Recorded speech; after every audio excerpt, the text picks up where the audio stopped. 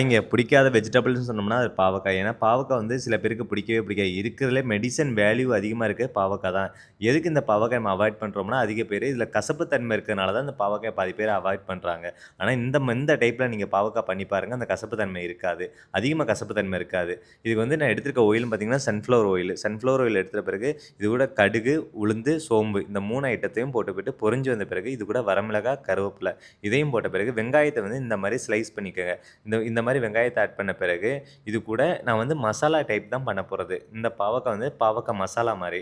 ஏன்னா இது கூட இஞ்சி பூண்டு பேஸ்ட்டு வெங்காயம் வந்து வதங்குறது மசாலா நம்ம எந்த இது குழம்புக்கு மட்டும்தான் நம்ம கிரேவி குழம்புக்கு மட்டும்தான் வெங்காயம் வந்து நல்லா வதங்கணும். இந்த மாதிரி மசாலாவுக்கு வந்து இந்த மாதிரி வதங்கியிருந்தால் போதும். ஒரு 80% வதங்கியிருந்தால் போதும். அதே மாதிரி தக்காளி போட்டு இதுக்கு மசாலான்னு பார்த்தீங்கன்னா பெருங்காயத்தூள், மஞ்சள் பொடி, பின்ன மிளகாய்த்தூள் இந்த 3 ஐட்டம் தான் நாங்கள் ஆட் பண்ணியிருக்கோம். எதுக்குன்னா இது கூட வந்து மல்லிப்பொடி நாங்கள் ஆட் பண்ணல. வேறு எந்த மசாலாவும் ஆட் பண்ணல. ஏன்னா நான் காரைக்குடி கத்திரிக்காய் மசாலாலையும் இதே மசாலா தான் நாங்கள் ஆட் பண்ணியிருக்கேன். ஏன்னா இந்த மாதிரி ஐட்டத்துக்கு நீங்கள் இந்த மசாலா ஆட் பண்ணாலே போதும். மிளகாய்த்தூளும் மஞ்சள் பொடியும் போட்டிருந்தாலே போதும். இது கூட நாங்கள் வந்து அந்த கசப்புக்கு இருக்கிறனால வந்து நாங்கள் கொஞ்சம் வெல்லம் ஆட் பண்ணியிருக்கோம்.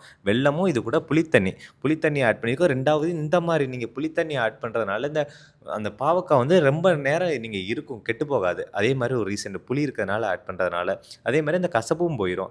ஏன்னா அதே மாதிரி பாவக்காய் வந்து நாங்கள் எண்ணெயில் வந்து ஒரு 80% பொரிச்சிட்டோம். 80 to 70% நாங்கள் பொரிச்சு எடுத்துட்டோம். ஏன்னா அந்த கசப்பு வந்து பாதி தான் அதிலே போயிடும். மிச்சம் இதில் நம்ம இந்த மாதிரி பண்ணுறதுனால போயிடும்.